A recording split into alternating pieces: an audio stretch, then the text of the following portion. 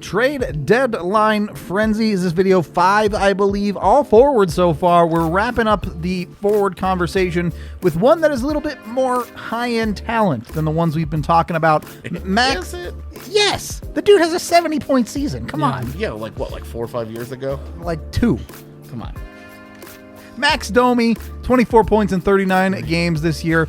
I think a versatile forward that does bring some of that grit, that jam that you can talk about.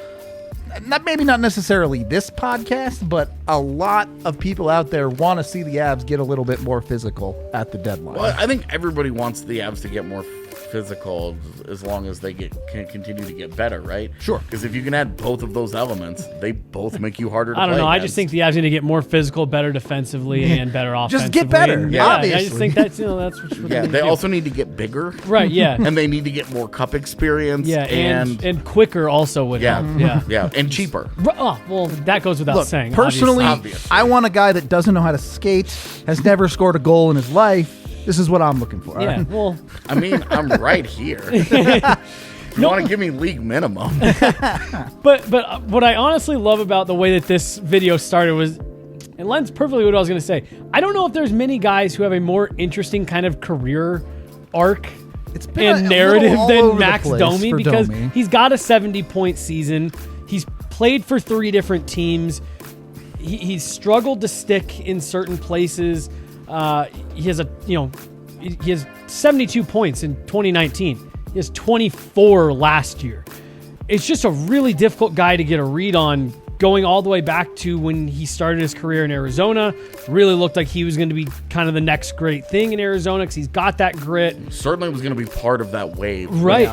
Christian Fischer and Lawson Krause and Clayton Keller and Anthony Duclair. Dvorak. Yeah. And like you thought that's where that team was going to go. All those skilled forwards, Brandon Perlini, all the high picks that they had used on guys. and Clayton Keller's still there. Yeah. and it's been really weird because it does just kind of raise a question of why has he been bounced around so much in such a young career where he does have a 70-point season, where he's got multiple 20-goal seasons.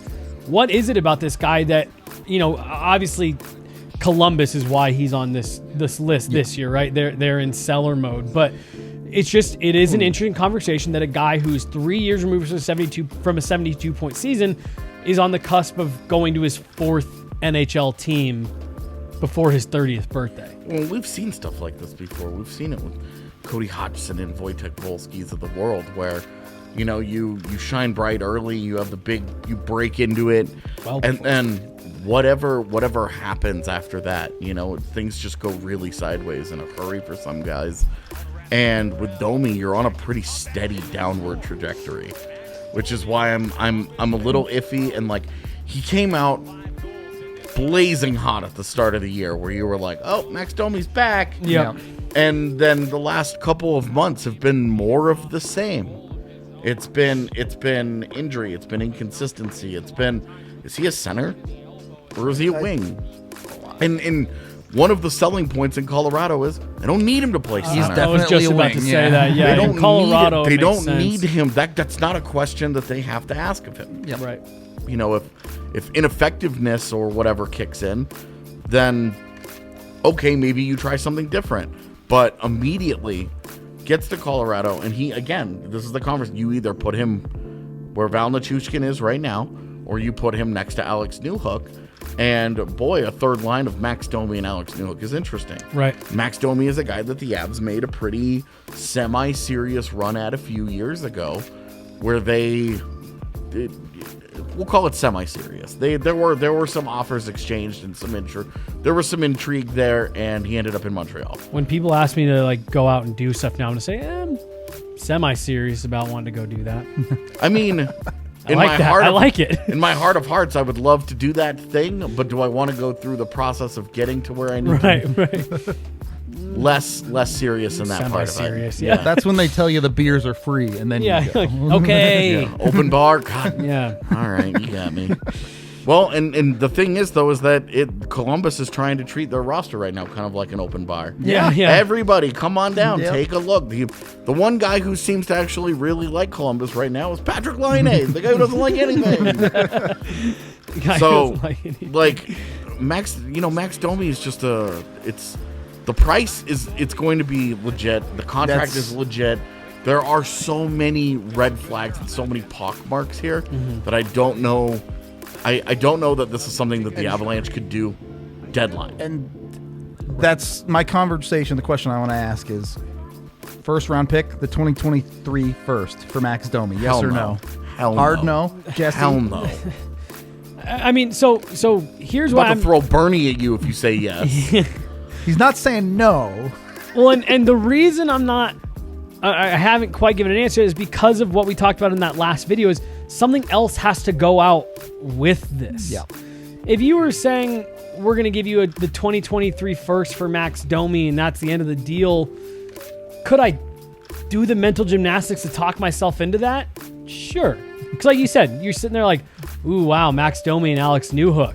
That's such a fun third line. That's great depth. But knowing that isn't where the deal stops and your organization is losing at least a roster player to some extent, this doesn't get to kind of like bump everyone down. It's just a little bit of reshuffling in your bottom six. I'm probably going to say no just because there's just too many red flags and too many things that go along with it for me to say, yeah, I'm cool with them spending next year's first round pick on a player like this, knowing that there's other stuff that has to go with it. So I'm not a hell no, but I just don't think it makes a ton of sense. Real quick, do you think Max Domi gets a first at this deadline? No. Okay. I don't think Max Domi gets moved. That was about to be my caveat. I think if he gets moved, I think someone will. Okay. All right. I like that conversation. Probably not a super realistic target for the Av, but I do think an interesting one nonetheless. Well, and we always try and take seriously the guys that they've looked at in the past because they always circle they're a team that loves to circle, so you never know. All right. That is the end of this stretch of forwards. I promise for reals this time we have a couple of defenseman videos going up. If you're not watching this in the Trade Deadline Frenzy playlist, get over there, get yourself a Breck Brew, and just look at the whole thing. Look at all 16 videos we'll have from this. We'll be back with, I promise, defensemen in the next one.